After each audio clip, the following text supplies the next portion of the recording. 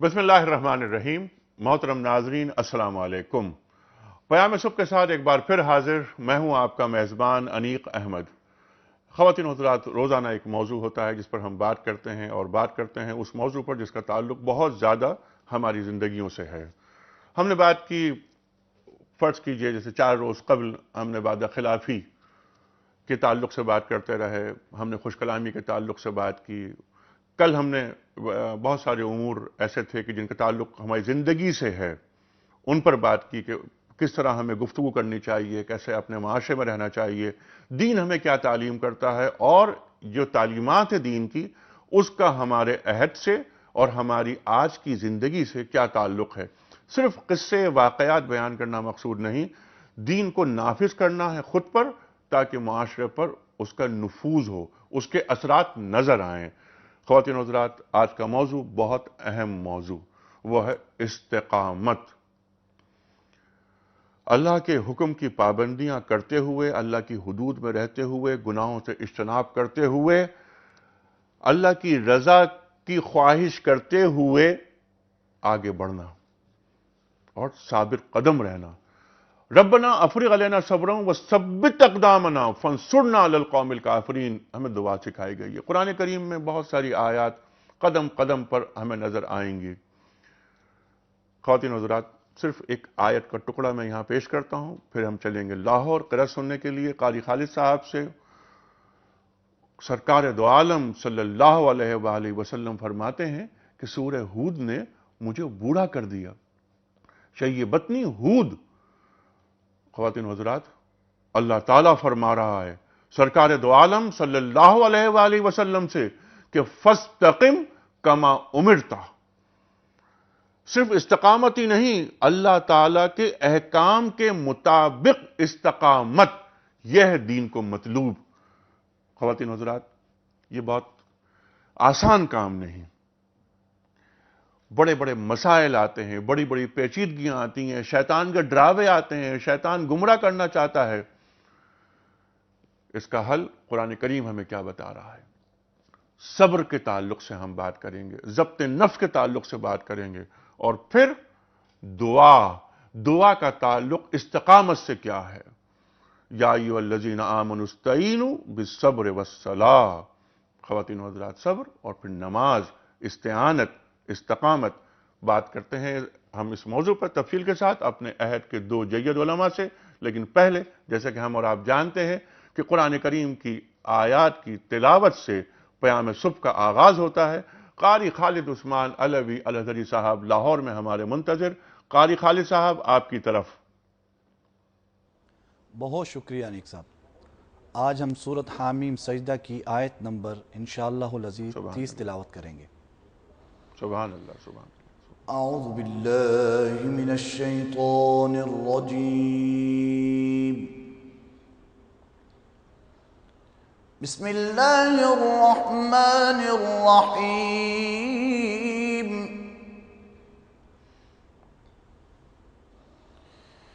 ان الذین قالوا ربنا اللہ ثم استقاموا تتنزل علیہم الملائکۃ الا تخافوا ولا تحزنوا وابشروا بالجنہ۔ سبحان اللہ، سبحان اللہ، سبحان اللہ، سبحان اللہ۔ ان الذین قالوا ربنا اللہ ثم استقاموا تتنزل علیہم الملائکۃ الا تخافوا ولا تحزنوا وابشروا بالجنة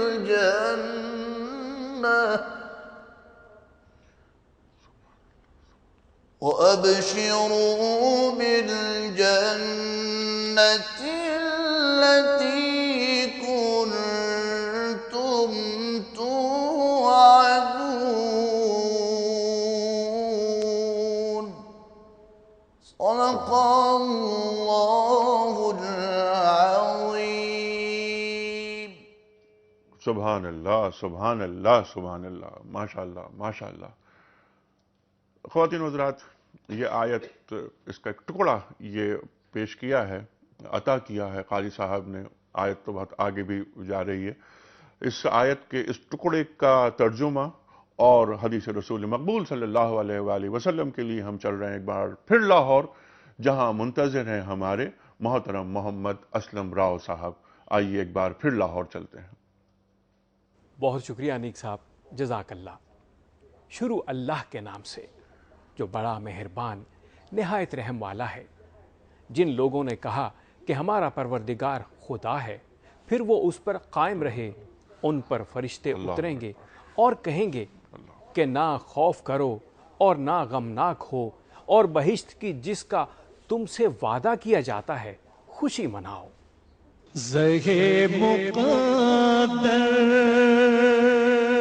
یہ حدیث مبارکہ مسلم کتاب الایمان سے بیان کی جا رہی ہے۔ حضرت سفیان بن عبداللہ ثقفی رضی اللہ تعالی عنہ بیان کرتے ہیں کہ میں نے نبی کریم صلی اللہ علیہ وآلہ وسلم سے درخواست کی، یا رسول اللہ، مجھے اسلام کے حوالے سے ایسی بات فرما دیجئے کہ میں اس کے بارے میں آپ کے بعد کسی اور سے نہ پوچھوں۔ آپ نے فرمایا، کہو میں اللہ پر ایمان لایا اور پھر اس پر جم جاؤ۔ کیا کہنا، ماشاء اللہ، ماشاء اللہ۔ کہو میں اللہ پر ایمان لایا اور اس پر جم جاؤ، فرما رہے ہیں سرکار دو عالم صلی اللہ علیہ وآلہ وسلم۔ خواتین و حضرات، استقامت کا موضوع بہت اہم موضوع، جیسے میں نے عرض کیا تھا انٹرو میں کہ اس موضوع کے تعلق سے ہم تفصیلی بات کریں گے اپنے عہد کے جید علماء سے۔ ہم بریک کے بعد جب واپس آتے ہیں تو ٹیلی فون لائنز ہماری اوپن ہوتی ہیں، آپ کے سوالات ہوتے ہیں۔ میری درخواست آپ سے یہ ہے کہ ٹیلی فون کے ذریعے یہ بتائیے، ہمیں بتائیے، سوالات کیجئے علماء سے کہ استقامت کی راہ پر ہم گامزن کیوں نہیں ہیں۔ ہمیں معلوم ہے کہ ہمارے پاس قرآن کریم موجود ہے، ہمیں معلوم ہے اور ہمارا ایمان ہے کہ سرکار دو عالم صلی اللہ علیہ وآلہ وسلم کا اسوہ رہتی دنیا تک ہمارے لیے، پوری انسانیت کے لیے روشن مثال ہے۔ پھر کیا وجہ ہے کہ ہم استقامت سے ہٹ جاتے ہیں؟ کون سے ڈراوے ہیں؟ اس پر بھی ہم آپ سے بات کریں گے۔ تشریف فرما ہے مولانا مفتی منیب الرحمان صاحب، سب آپ سے واقف، ہمارے ملک کے چند معروف، مقبول اور محبوب ناموں میں سے ایک نام مفتی منیب الرحمان۔ آپ کے ساتھ تشریف فرما ہے محترم مولانا شجاع الدین شیخ صاحب، سب آپ سے واقف، معروف عالم دین، ٹیلی ویژن پر، ریڈیو پر، مختلف پروگرامز میں ہم آپ کو سنتے ہیں اور آپ سے استفادہ کرتے ہیں۔ اس سے پہلے کہ میں پہلا سوال رکھوں مفتی صاحب کے سامنے، کل کے سوال کا درست جواب اور آج کا سوال۔ کل ہم نے سوال یہ رکھا تھا کہ جنگ فجار کا سلسلہ ختم ہونے کے بعد کون سا معاہدہ ہوا تھا؟ صحیح جواب ہے حلف الفضول۔ آج کا سوال نوٹ فرما لیجئے، کس مقام پر نبی کریم صلی اللہ علیہ وآلہ وسلم نے بیعت لیتے ہوئے اپنے بائیں ہاتھ کو حضرت عثمان رضی اللہ تعالی عنہ کا دایاں ہاتھ قرار دیا؟ تین آپشنز، پہلا آپشن حدیبیہ، دوسرا آپشن خانہ کعبہ، تیسرا آپشن مسجد نبوی صلی اللہ علیہ وآلہ وسلم۔ صحیح جواب روانہ فرمانے کے لیے ہمارے فون نمبرز ہیں 021345270009، 021345286061۔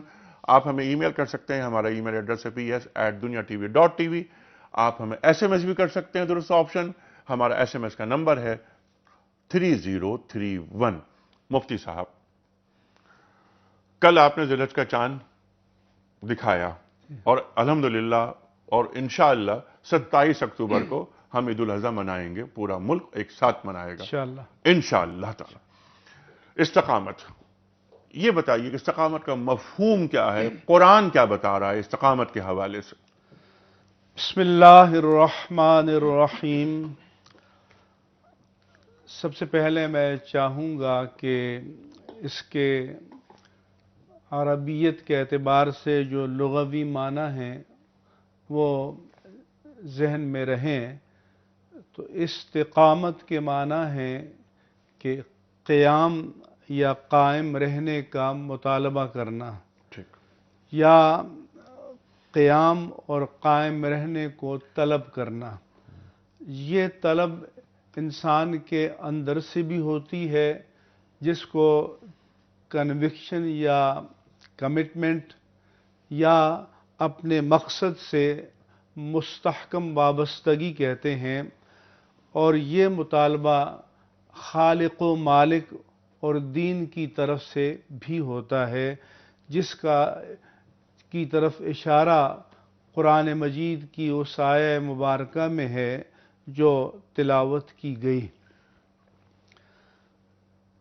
استقامت جب انسان کے اندر سے اس کا داعیہ یا انسینٹیو یا جذبہ پیدا ہو تو اس کے معنی یہ ہیں کہ جو ہمارا موقف ہے، جو ہمارا نظریہ ہے، حالات کیسے ہی کیوں نہ ہوں، ہم ان پر قائم رہیں، جمے رہیں، ڈٹے رہیں۔ شریعت میں بھی استقامت کے معنی یہی ہیں کہ ان الذین قالوا ربنا اللہ، کہ جنہوں نے ایک مرتبہ کہہ دیا، اقرار کر لیا، دعویٰ کر لیا کہ ہمارا پروردگار اللہ ہے، ثم استقاموا، اب انسان اپنے موقف سے، اپنے نظریے سے کب ہٹتا ہے؟ یا تو کسی خوف کی وجہ سے یا کسی طمع اور لالچ کی وجہ سے اس کے قدم ڈگمگا جاتے ہیں۔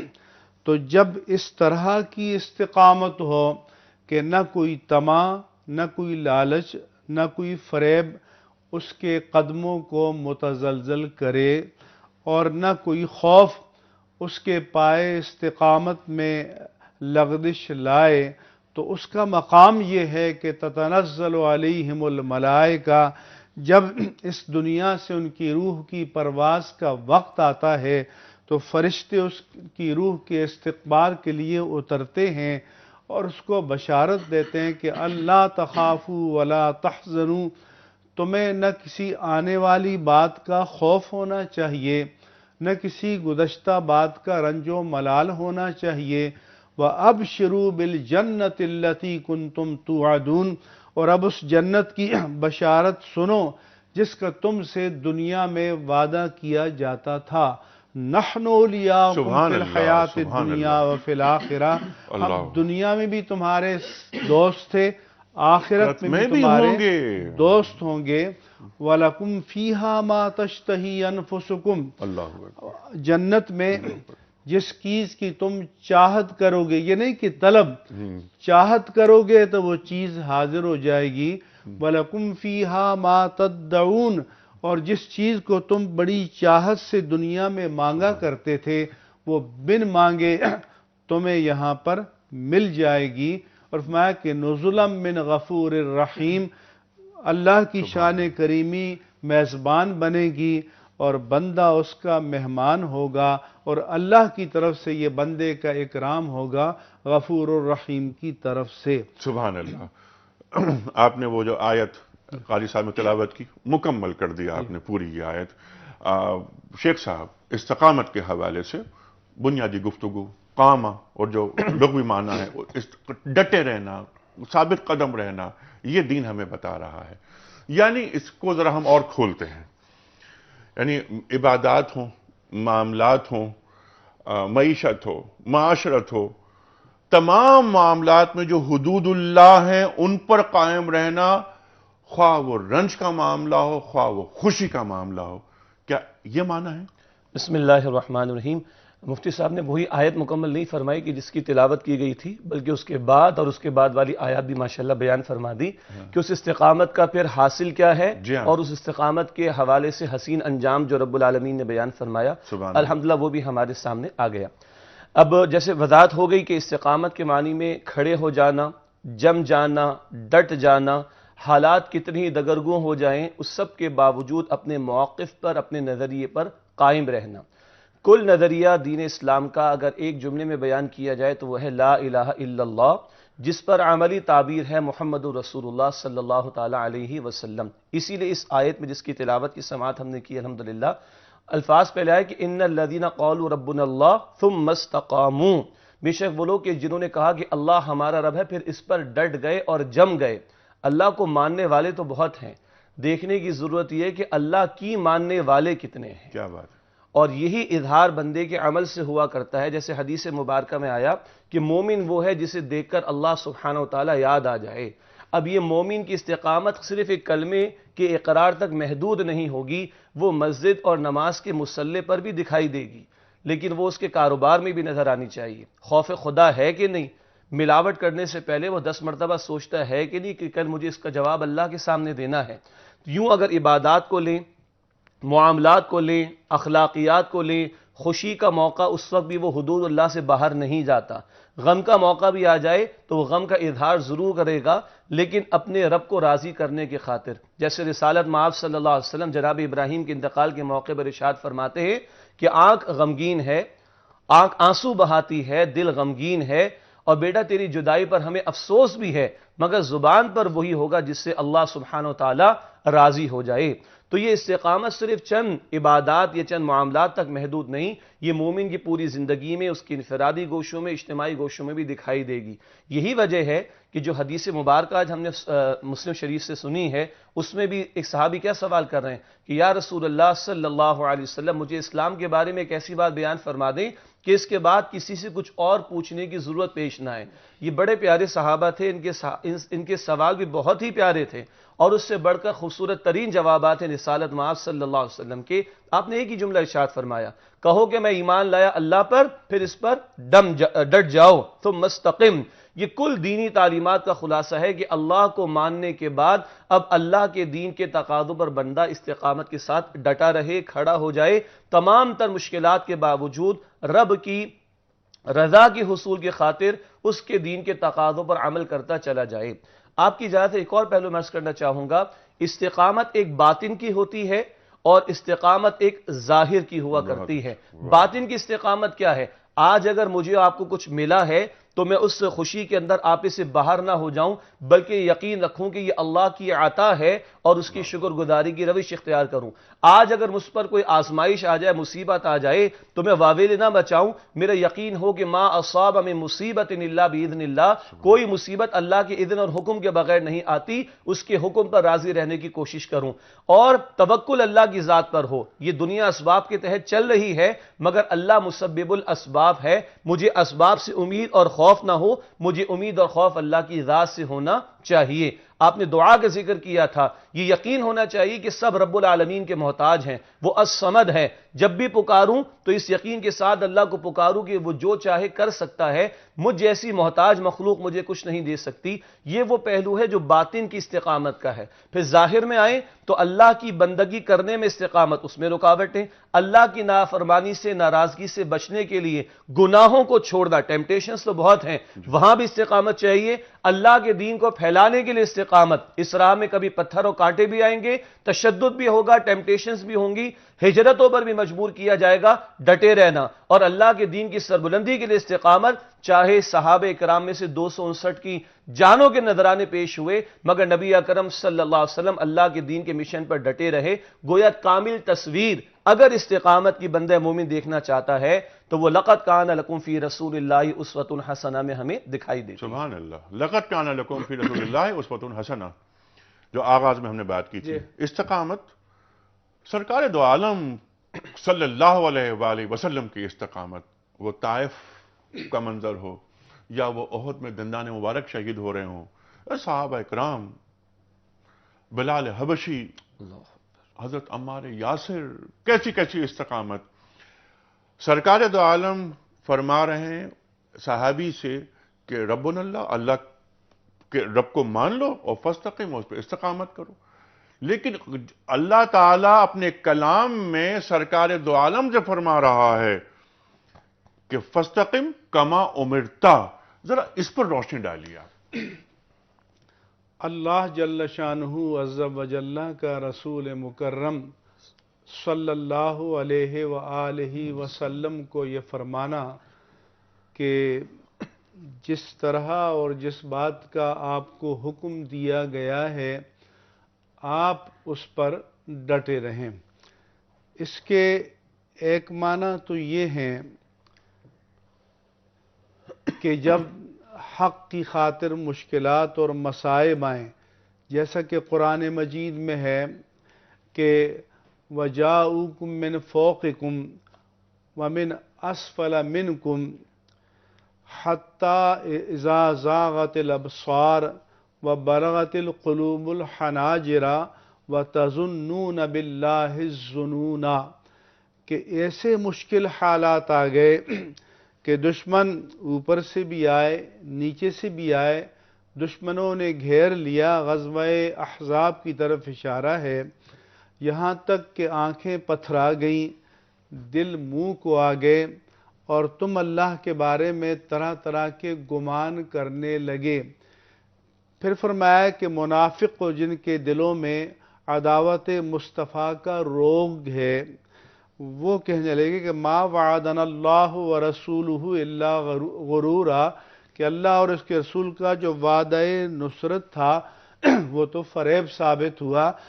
تو اللہ تعالیٰ نے دوسرے مقام پر ان مصائب کا ذکر کیا، پھر فرمایا کہ حتیٰ یقول الرسول والذین آمنوا معہ متی نصر اللہ، یہاں تک کہ رسول اور آپ کے رفقاء اہل ایمان پکار اٹھے کہ اللہ کی مدد کب آئے گی؟ پھر جواب آیا کہ الا ان نصر اللہ قریب۔ تو اس سے معلوم ہوتا ہے کہ بندہ ہاتھ باندھ کر بیٹھا رہے، محض دعائیں کرتا رہے اور یہ سوچے کہ کامیابیاں اس کے قدم چومیں گی، نہیں۔ جو اللہ تعالیٰ کے رسول کی سنت تمہارے پاس ہے کہ آپ مشکلات میں گھر گئے، مشکلات کا سامنا کیا، ثابت قدم رہے، یہاں تک کہ اللہ کے رسول اور مومن پکار اٹھے کہ اللہ کی مدد کب آئے گی۔ تو پھر اللہ نے فرمایا کہ تم لوگوں نے اپنے حصے کا کام کر دیا، اب ہمارا کام باقی ہے، اللہ کی مدد آئے گی اور تمہیں مشکل سے نکالے گی۔ یعنی آج کل ہم یہ کرتے ہیں کہ اپنے حصے کا کام نہیں کرتے، بلکہ اپنے حصے کا کام اللہ پہ چھوڑ دیتے ہیں، اور اللہ کا کام، اللہ کے کرنے کا کام خود پکڑ لیتے ہیں، سمجھتے ہیں کہ ہم کر لیں گے، معاذ اللہ، سمجھتے ہیں نعوذ باللہ معاذ اللہ کہ ہم کر لیں گے۔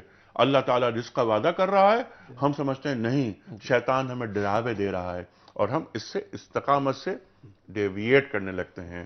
خواتین و حضرات، اس وقت ہم جا رہے ہیں بریک کے جانب، واپس آئیں گے، آپ کے سوالات لیں گے، اور میری درخواست یہ ہے کہ سوالات آپ ایسے کریں جن کا تعلق موضوع سے ہو، نمبر 1، اور نمبر 2 یہ بتائیے کہ ہم استقامت سے دور کیوں ہٹتے جا رہے ہیں۔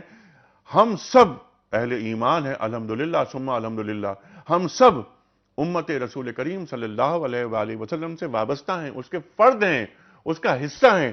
جس طرح ایک دیوار میں اینٹ لگی ہوئی ہوتی ہے تو ہم ایک اینٹ ہیں، اس کے باوجود یہ جو قرآن کریم کی آیات ہیں، بلکہ یہاں پر امر کا صیغہ ہے، فَاسْتَقِمْ كَمَا أُمِرْتَ، یعنی یہ حکم دیا جا رہا ہے یہ سرکار دو عالم کو صلی اللہ علیہ وآلہ وسلم کو، ہم پیچھے کیوں ہٹ رہے ہیں؟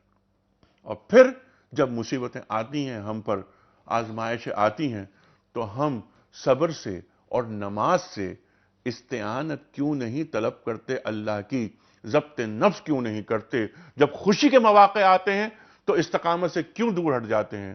اور کبھی کبھی جب اللہ ہمیں آزماتا ہے، ہم پر رنج آ جاتا ہے، کوئی مصیبت آتی ہے، تو ہم پھر استقامت سے ہٹ جاتے ہیں۔ ایسا کیوں؟ قرآن کریم کے ارشادات کی روشنی میں بات آگے بڑھے گی، اور اب ہم بریک پر جا رہے ہیں، واپس آئیں گے، اور لمحہ موجود میں کیا ہو رہا ہے، عہد کا لمس کیا ہے، اس پر ہم بات رکھیں گے اپنے علماء کے سامنے۔ چھوٹا سا بریک۔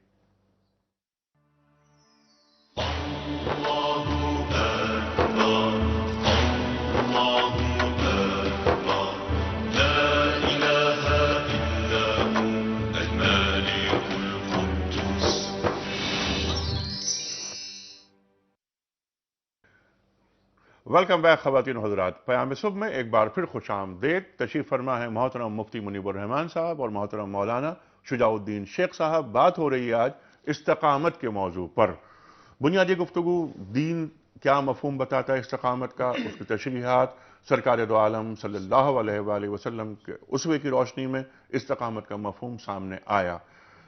मजीद बात होगी इस मौजू पर और हम जोड़ेंगे इस मौजू को आज के हालात से कि कौन कौन सी रुकावटें आती हैं हमें इस्तिकामत पर चलने से जो रोकती हैं, और हम क्यों नहीं कुरान करीम से वो दर्स लेते जो कुरान करीम हमें दे रहा है।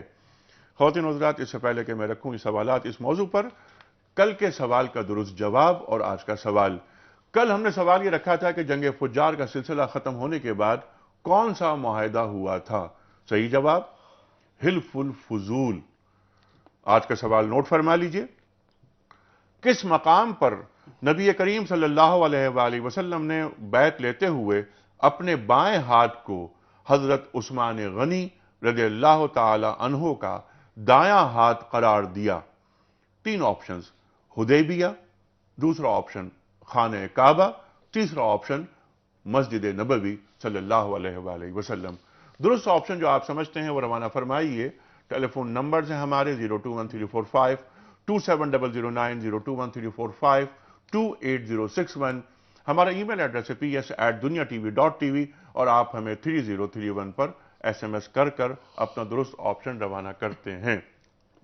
शुजा साहब जी, टेम्पटेशन का एक लफ्ज आपने इस्तेमाल किया था, बहुत अहम ये लफ्ज है।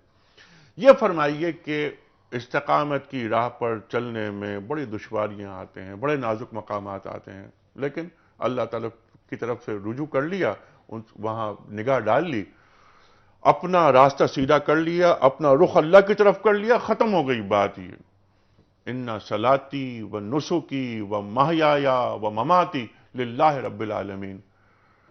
मिर्जा गालिब को हम पढ़ते हैं ना, तो मिर्जा गालिब जब खुतूत लिखते थे तो खत खत्म करते थे अल्लाह बस बाकी अबस। यानी वो आदमी जो दीन से करीब नहीं था इतना ज्यादा, लेकिन खत का इख्तिताम इस जुमले पे हो रहा है। ये टेम्पटेशन क्या होती है? अबस के मानी नाज़रीन को हम बता देते हैं कि अबस के मानी बेकार। जी हाँ, अल्लाह ही की ज़ात असल है, बाकी सब कुछ अल्लाह। बिल्कुल। अच्छा, ये जो टेम्पटेशंस का मामला, इससे कबल ये बात जान लीजिए कि ये जो इस्तिकामत है इसका बराह रास्त ताल्लुक है ईमान के साथ। और वो जो सवाल आपने उठाया था कि आखिर क्या वजह है कि हम इस्तिकामत इख्तियार नहीं कर पाते या रुकावटें आती हैं तो हम रुक जाते हैं और ढह जाते हैं उसके अंदर, बुनियादी मसला ये है कि इस अमल की इस्तिकामत का बराह रास्त ताल्लुक है ईमान के साथ। और जैसे आपने ब्रेक से पहले बात इरशाद फरमाई कि अल्हम्दुलिल्लाह हम सब अहले ईमान हैं, लेकिन याद रहे कि एक ईमान होता है जो ज़बान तक महदूद हो और एक ईमान है जो दिल में उतर जाता है। और इसी हवाले से कुरान तस्किरा करता है सूरत निसा आयत नंबर 136 में, अन्निसा 136 में फरमाया या अय्युहल्लज़ीना आमनू आमिनू बिल्लाहि व रसूलिही। मानने वालों से भी कुछ मुतालबा है, ए ईमान वालो ईमान लाओ अल्लाह सुब्हानहु व तआला पर और उसके रसूल सल्लल्लाहु तआला अलैहि वसल्लम पर। ये जो दिल की कैफियत वाला ईमान है, जिसको बिल्कुल इब्तिदा में मुफ्ती साहब कन्विक्शन भी कह रहे थे, यकीन जिसे हम कहते हैं, इसका बराह रास्त ताल्लुक है अमल के साथ। जितना ये ईमान दिल में यकीन की सूरत इख्तियार करेगा, पुख्ता होता चला जाएगा, उतना अमल में इस्तिकामत पैदा होगी और खूबसूरती पैदा होती चली जाएगी। हम सहाबे किराम को देखते हैं, हजरत सुमैया की शहादत सबसे पहली शहादत है नबी करीम सल्लल्लाहु अलैहि वसल्लम की जिद्दोजहद के दौरान। उन्हीं के शौहर हजरत यासिर रज़ी अल्लाह ताला अन्हु, इन पर जुल्म सितम होता था, लेकिन अल्लाह के नबी अलैहिस्सलातु वस्सलाम क्या बशारत देते थे, इसबिरु या आला यासिर फ़इन्न मौइदकुमुल जन्नह, ए यासिर के घर वालों सब्र करना, बेशक तुम्हारे लिए जन्नत का वादा है। यह है सबसे प्राइमरी मसला। जितना मुझे आखिरत का यकीन है, रब के वादों का यकीन है, जो आयात का तर्जुमा मुफ्ती साहब ने हमारे सामने रखा कि वाबशिरु बिल जन्नतिल्लती कुंतुम तुअदून, तुम्हारे लिए जन्नत का जो वादा था, अब लो उस जन्नत के वादे को। तो जितना मुझे रब की जात पर और आखिरत पर यकीन होगा, उतना उतना ये इस्तिकामत बढ़ती चली जाएगी। कुरान एक मरतबा सूरह निसा में कहता है ये मुशरिकीन और कुफ्फार के मुतालिक कि ये भी जाने दे रहे हैं, इनको दुनिया का यकीन है, इनको दुनिया की मोहब्बत इस कदर महबूब है कि ये अपने बुरे निजाम के लिए, बुत परस्ती के लिए, शिर्क के लिए जान तक दे देते हैं। मगर कुरान ने ईमान वालों को कहा वतरजूना मिनल्लाहि मा ला यरजून, तुम जो कुछ अल्लाह से चाहते हो ये नहीं चाहते, آج آپ دیکھیے دنیا پرست بھی استقامت کا مظاہرہ کرتے ہیں، دنیا کمانے کے لیے، لوٹ مار کرنے کے لیے، کرپشن کے لیے، لوگوں کی جائیدادوں پہ قبضہ کرنے کے لیے ڈٹے ہوئے ہیں۔ یہ دنیا پرست اگر دنیا کی محبت میں ڈوب کر اتنی استقامت دکھا سکتے ہیں، کفر کے نظام کو چلانے والے کفر کے نظام کے دفاع کے لیے استقامت اگر دکھا سکتے ہیں، تو اللہ تعالیٰ ایمان والوں سے کہتا ہے وَتَرْجُونَ مِنَ اللَّهِ مَا لَا يَرْجُونَ، تم تو اللہ سے وہ چاہتے ہو جو یہ نہیں چاہتے۔ تم اگر اللہ کے طلبگار ہو، تم اگر آخرت کے طلبگار ہو، تمہیں اللہ کی رضا چاہیے، اللہ کا دیدار چاہیے ہے، تو یہ وہ سب سے بڑی موٹیویشن ہے جو تمام ٹیمپٹیشن سے ہٹا کر بندے کو اللہ کے دین پر، اس کے احکامات پر استقامت دیتی ہے۔ گویا اس ایمان کو بڑھانے کی جو قرآن سے ملتا ہے، جو رسول اللہ کی سیرت سے ملتا ہے۔ بی بی فاطمہ نے فرمایا تھا رضی اللہ تعالی عنہا، جب تمہیں مشکلات تنگ کریں اور پریشان کریں تو ابا جان یعنی محمد کریم صلی اللہ علیہ وسلم کو یاد کیا کرو، کیونکہ اللہ کے رسول نے فرمایا کہ جتنا مجھے اللہ کے راستے میں ستایا گیا اتنا کسی کو نہیں ستایا گیا، کسی نبی کو نہیں ستایا گیا۔ مفتی صاحب، بہترین بات، سبحان اللہ، اور جو وعدے، جنت کی بشارت، اور پھر یہ کہ ہم تمہارے دوست دنیا میں بھی اور آخرت میں بھی، یہ تمام باتیں بالکل درست ہیں۔ ہمارا ایمان ہے، قرآن کریم فرما رہا ہے ٹیمپٹیشن، رکاوٹیں کیا ہیں۔ میں یہ چاہ رہا تھا اس پر آپ تفصیلی بات کریں، لیکن میں چاہتا ہوں کچھ کال لے لوں پھر تاکہ آپ تفصیل سے بات کریں۔ جی السلام علیکم۔ ہیلو، السلام علیکم۔ جی وعلیکم السلام۔ مظاہر بول رہا ہوں میں کراچی سے۔ جناب مظاہر صاحب، کیا سوال؟ سوال صرف ایک ہے چھوٹا سا کہ جو اگر کسی کو عربی نہیں آتی ہو قرآن پڑھنے کی، وہ تفسیر اور ترجمہ پڑھ سکتا ہے؟ اور دوسرا سوال یہ ہے کہ جو آج کل یہ مسجدوں میں چل رہا ہے کہ آپ اہل سنت والجماعت کی مسجد میں نماز نہ پڑھیں، جیسے یہ دعوت اسلامی والے اس میں نماز نہیں ہوتی ہے، دیوبندی والے میں نہیں، یہ بہت چل رہا ہے آج کل۔ ذرا مجھے اس کا ذرا بتا دیں کہ آیا کہ ہم تو گمراہ ہوئے ہیں بالکل کہ کس مسجد میں نماز پڑھیں کس میں نہ پڑھیں۔ وہ کہتے ہیں دیوبندی والوں کے اس میں مسجد میں نماز نہیں ہوتی ہے۔ آج مفتی منیر احمد صاحب بیٹھے ہوئے ہیں، ذرا بہت اچھی شخصیت ہے، ذرا اس سے ذرا اس سوال کا ذرا جواب۔ یقیناً یہ لیتے ہیں ہم جوابات، لیکن پہلے ہمارا موضوع، اس پر ہم پہلے بات کر لیتے ہیں۔ جناب محترم شیخ شجاع صاحب نے حضرت سمیہ رضی اللہ تعالی عنہ، حضرت عمار کا ذکر کیا۔ ان دونوں کو یکے بعد دیگرے ان کے صاحبزادے عمار کے سامنے شہید کیا گیا، اور پھر عمار کی باری آئی اور اسے کہا کہ کلمہ کفر کہو،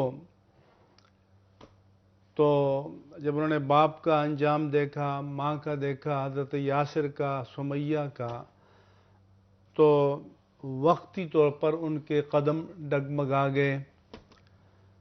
حضور کو یہ اطلاع پہنچی کہ انہوں نے یہ کلمات کہے، تو حضور کی خدمت میں وہ روتے ہوئے آئے۔ آپ نے پوچھا کہ کیف وجدت قلبک، عمار یہ بتاؤ کہ دل کی کیفیت کیا ہے؟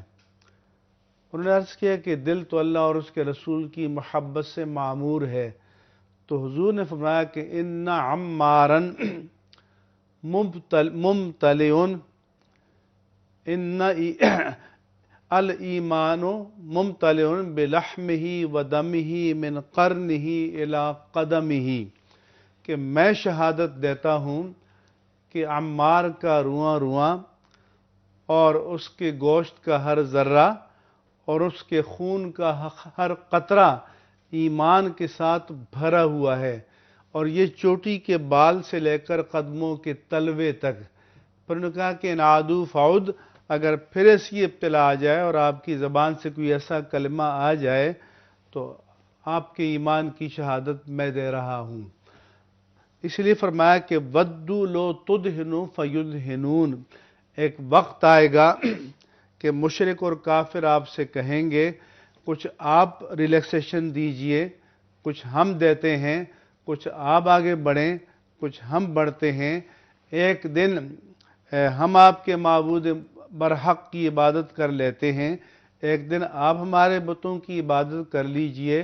تو جواب آیا کہ قل یا ایھا الکافرون لا اعبد ما تعبدون ولا انتم عابدون ما اعبد، یہ کمپرومائز نہیں ہو سکتا۔ مشرک یہ چاہتے ہیں کہ آپ دین میں بے جا رعایت کریں، وہ بھی بدلے میں آپ کو رعایت دیں۔ تو اسلام نے بتایا کہ دین کے مفاد میں مدارات تو ہو سکتی ہے، لیکن مداہنت اور منافقت اور مصلحت اندیشی دین میں نہیں ہو سکتی، کیونکہ اس لیے اہدنا الصراط المستقیم کے ایک معنی علامہ قاضی بیضاوی نے یہ بھی بتایا کہ ظاہری معنی تو یہ ہے کہ جہاں ہو وہاں ڈٹے رہنے کی دعا مانگو۔ وہ کہتے ہیں ایک معنی یہ ہے کہ منازل حق میں جس مقام پر ہو اس سے آگے اگلی منزل کے لیے اللہ تعالیٰ سے دعا کرو کہ ایمان اور عمل کی منازل میں ارتقاء کا سفر جاری رہنا چاہیے، کیا اچھی بات ٹھہراؤ ہے۔ نہیں واہ ہونا واہ چاہیے۔ واہ، ارتقاء کیسے ہوگا؟ سسٹم کو ہٹا کر اس سسٹم کو نافذ کیا جائے جو قرآن کریم کو مطلوب ہے، اللہ کی زمین پر اللہ کا نظام۔ اور وہ بات جو آپ نے بہت اہم فرمائی کہ ایسا نہیں ہے کنسیشن رعایتیں دے دی جائیں اور حق اور باطل کو ملا دیا جائے۔ لا تلبسوا الحق بالباطل، قرآن کریم ارشاد فرما دیتا ہے وضاحت سے، حق اور باطل وَلَا تَرْكَنُوا إِلَى الَّذِينَ ظَلَمُوا، اور کبھی ظالموں کی طرف کوئی میلان اختیار نہ کرو، فَتَمَسَّكُمُ النَّارِ، تمہیں جہنم کی آگ چھو لے گی۔ اللہ اکبر، اللہ اکبر۔ مفتی صاحب کچھ کال لیتے ہیں۔ السلام علیکم۔ السلام علیکم انیک بھائی، یہی عرض کروں جی یحییٰ صاحب کیسے ہیں؟ الحمدللہ ماشاءاللہ، اللہ تعالیٰ کو تمام حضرات جو مفتی حضرات اور جو آپ لوگ کا پروگرام کریں جزائے خیر دے، اور ہم ضرور کچھ نہ کچھ سے سیکھتے ہیں۔ میں استقامت کے حوالے سے یہ بات کرنا چاہوں گا کہ جیسے شجاع بھائی نے کہا نا کہ ہمارے اندر ایمان کی مطلب ایمان ہمارا مضبوط نہ رہا، ایمان کی کمی، ایمان جاتا رہا ہے میرے خیال میں، تو جس وجہ سے ہمیں استقامت نہیں ہے ہمارے اندر، بلکہ میں تو کہتا ہوں کہ شاید ہمیں ان لفظوں کا مطلب بھی نہیں پتا، ہم تو بچوں کو تو چھوڑیں ہمیں بھی نہیں پتا۔ بات یہ ہے کہ انیک بھائی کہ دین سے دوری اور قرآن سے دوری کا نتیجہ یہ ہے، ہم جن چکروں میں پڑ چکے ہیں، ہم دنیا داری کے حب دنیا میں اتنے پڑ چکے ہیں کہ ہمیں استقامت ہمیں کہاں سے آئے گی؟ ہم تو سارا دن مطلب حرام کمانے کے چکر میں، بےایمانی کے چکر میں۔ بالکل ٹھیک ہے یحییٰ صاحب، اس کا حل کیا ہے؟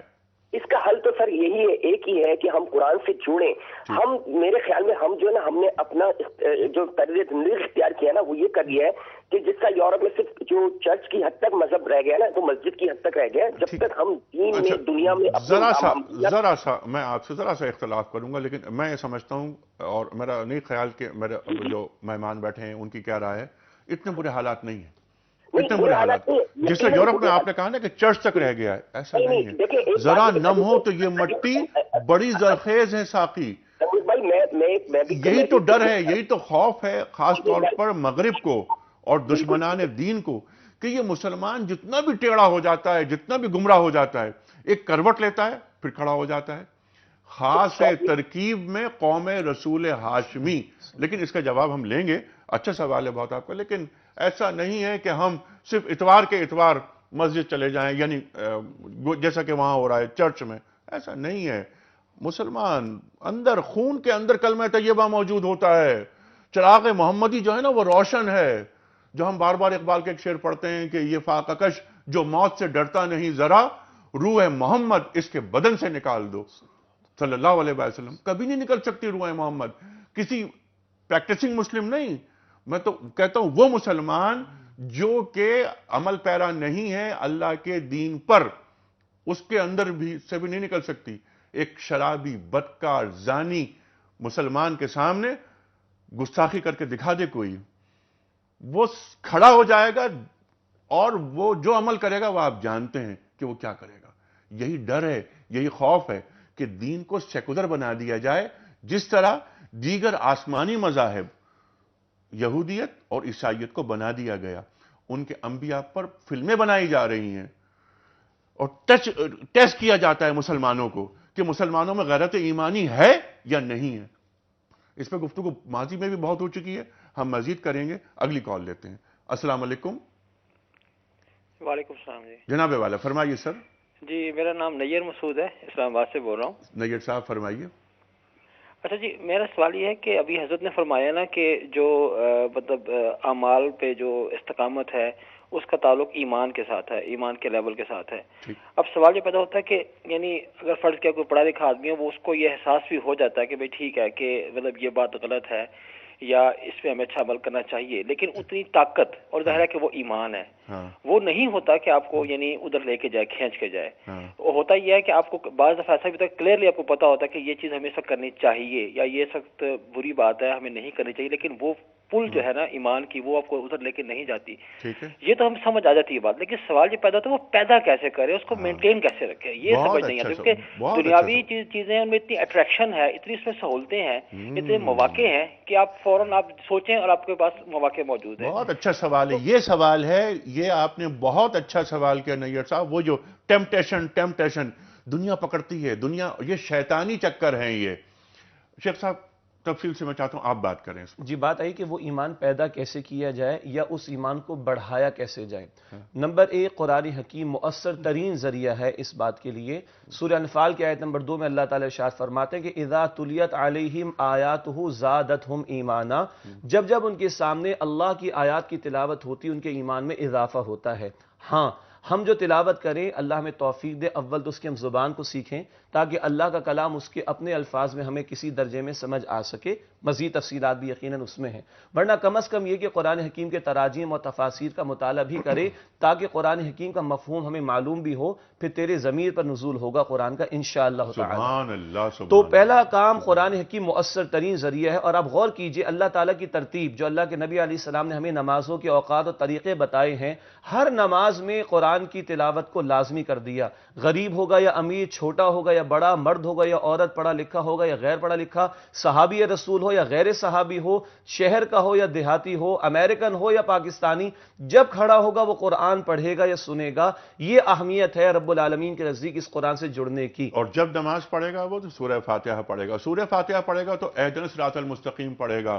اور مفتی صاحب جو آپ نے فرمایا ہے کہ استقامت سیدھا راستہ اور اس میں ارتقا، ذرا ارتقا کی وضاحت کیجئے. دیکھیں جب حدیث پہلے پڑھی بھی گئی ہے کہ رسول اللہ صلی اللہ علیہ وآلہ وسلم سے سوال ہوا کہ ایک بات ایسی بتا دیجئے کہ پھر اس کے بعد کچھ اور پوچھنے کی ضرورت نہ رہے. تو حضور نے فرمایا کہ قل آمنت باللہ ثم استقم، کہ کہہ دو کہ میں ایمان لایا اللہ پر، پھر اس پر ڈٹے رہو اور کوئی اس سے انحراف نہیں ہونا چاہیے. اب اللہ پر ایمان لانے کے معنی کیا ہے کہ اللہ تبارک و تعالی کو جب ہم معبود مطلق، مختار مطلق اور قادر مطلق سمجھتے ہیں تو اس کے معنی یہ ہیں کہ ہم نے اپنے نفس کی خواہشات کو، اپنے نفس کی ترغیبات کو، اپنے نفس کے میلانات کو ہم نے اللہ تعالیٰ کی شریعت کی لگام میں دے دیا ہے، اس زنجیر میں باندھ لیا ہے. تو پھر اس سے ادھر ادھر نہیں ہونا چاہیے. یقیناً اللہ کی غلامی میں خود کو دے دیا ہے. لیکن ارتقا استقامت پہ میں ہوں، اس میں اگلی منزل ارتقا جو آپ نے فرمایا یہ ہے کہ جیسے فرمایا کہ ایک ہے نفس میں ارتقا، قلب میں ارتقا، اور ایک ہے روح میں ارتقا.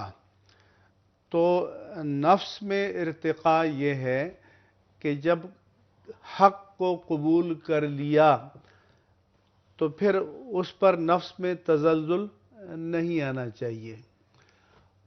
قلب میں ارتقا یہی ہے کہ پھر دل میں کسی اور کے لیے جگہ نہیں ہونی چاہیے.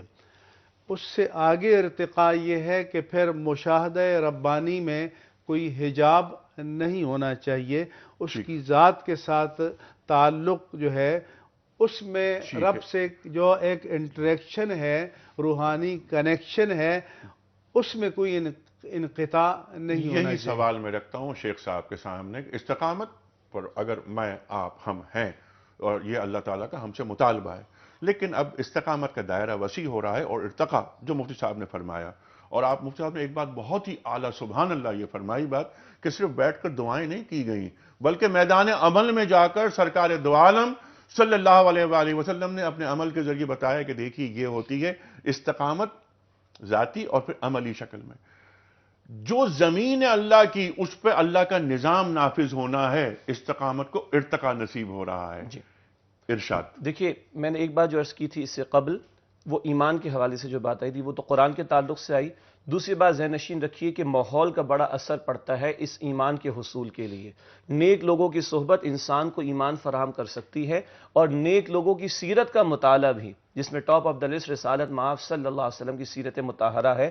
جتنا ہم مطالعہ کرتے ہیں اس دور میں اپنے آپ کو کسی درجے میں لے جا کر دیکھنے کی کوشش کریں گے تو وہ موٹیویشن انشاءاللہ تعالی ہمیں بھی ملے گی. اب وہ جو ارتقاء کی بات آئی، حدیث شریف میں آیا کہ مومن کے 2 دن کبھی برابر نہیں ہونے چاہیے، اس کا ہر اگلا دن اس کے پچھلے دن سے بہتر ہونا چاہیے. رب کی اطاعت کا معاملہ ہو، رب کی رضا کے حصول کا معاملہ ہو.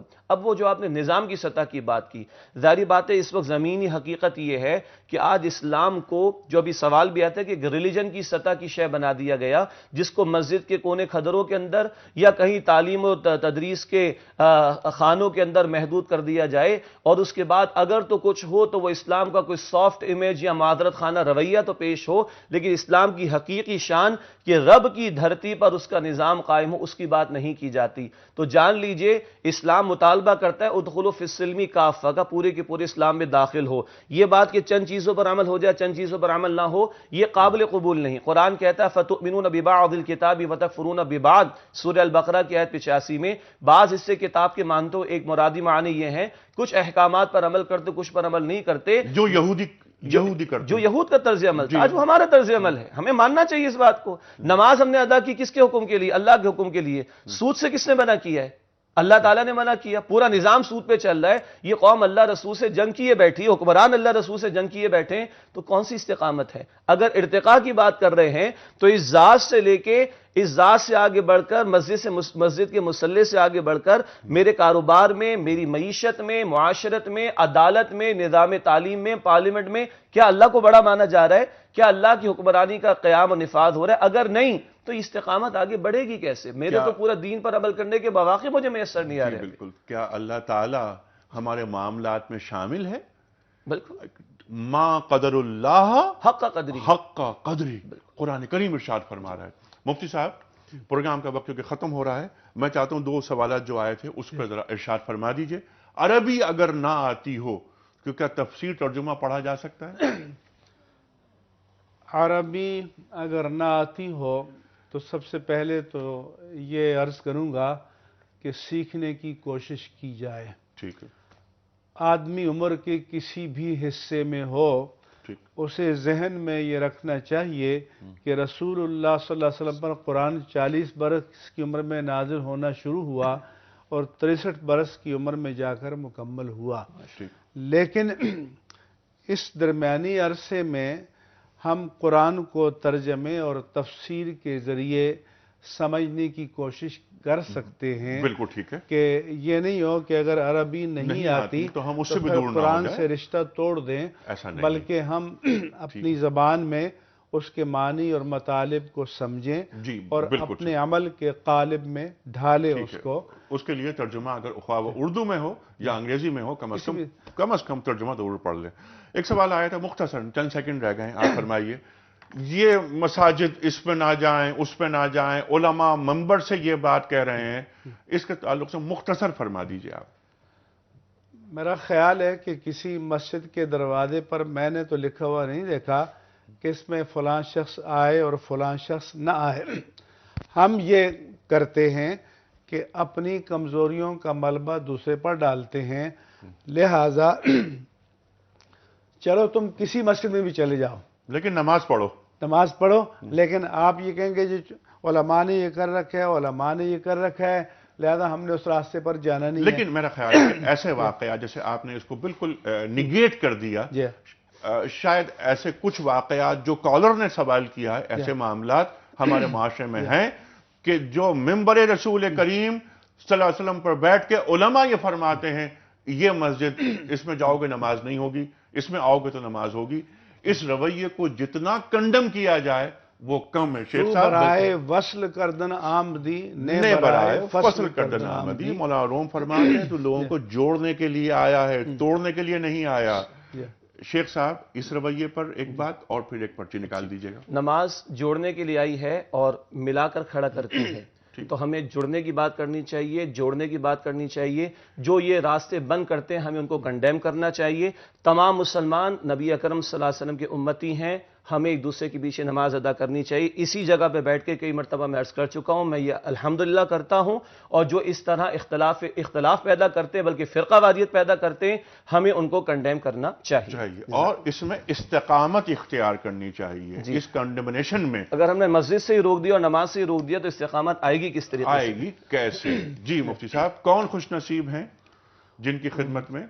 वर्दा ताहिर साहिवाल। वर्दा ताहिर साहिवाल से मोहतरमा वर्दा ताहिर साहिबा, आपकी खिदमत में दुनिया टीवी की जानिब से गिफ्ट हैम्पर रवाना किया जा रहा है, क्योंकि आपने कोई इसका सही जवाब बताया था। कुरानदाजी हुई, कोई तकरीबन 400-500 अफराद सही जवाब रवाना करते हैं, उनमें से एक कुरान निकालते हैं हमारे मोहतरम कोई एक आलिम दीन। ख़वातीन व हज़रात, इस्तिकामत कितनी ज़रूरी है, कुरान करीम हमें क्या दर्स दे रहा है, क्या निकात तालीम कर रहा है, और सरकार दो आलम सल्लल्लाहु अलैहि वसल्लम का उसवा जो क़यामत तक के लिए रोशन मिसाल है और आखिरी मिसाल है, मुकम्मल मिसाल है। और सिर्फ ये गुफ्तगू के लिए नहीं, जो बार बार हम ये बात करते हैं, और फिर मैं वही बात यहाँ पर अर्ज करूंगा कि या अय्युहल्लज़ीना आमनू लिमा तक़ूलूना मा ला तफ़अलून, ऐ ईमान वालो वो बात क्यों कहते हो जिस पर अमल पैरा नहीं होते। इस्तिकामत का मतलब यही है कि अल्लाह ताला की बताई हुई हुदूद को सामने रखकर पाबंद हो जाना अल्लाह ताला का, क्योंकि हमने ला इलाहा इल्लल्लाह मुहम्मदुर रसूलुल्लाह पढ़कर खुद को अल्लाह ताला की गुलामी में दे दिया। और ला इलाहा इल्लल्लाह समझने के लिए पहले ला इलाह समझना जरूरी है। इल्लल्लाह खुद समझ में आ जाता है, जितने माबूद हैं उन पर पहले एक खत तंसीख खींचा जाए, इल्लल्लाह खुद समझ में आ जाता है। कल इंशाअल्लाह बात करेंगे किस मौजू पर कि हमारे माशरे में रिश्वत क्यों ली जा रही है और उसका तनासुब क्यों बढ़ रहा है, कुरान करीम क्या फरमाता है, और सरकार दो आलम सल्लल्लाहु अलैहि वसल्लम की अहादीस इस ताल्लुक से क्या है। कल तक के लिए अनीक अहमद को इजाजत, खुदा हाफिज।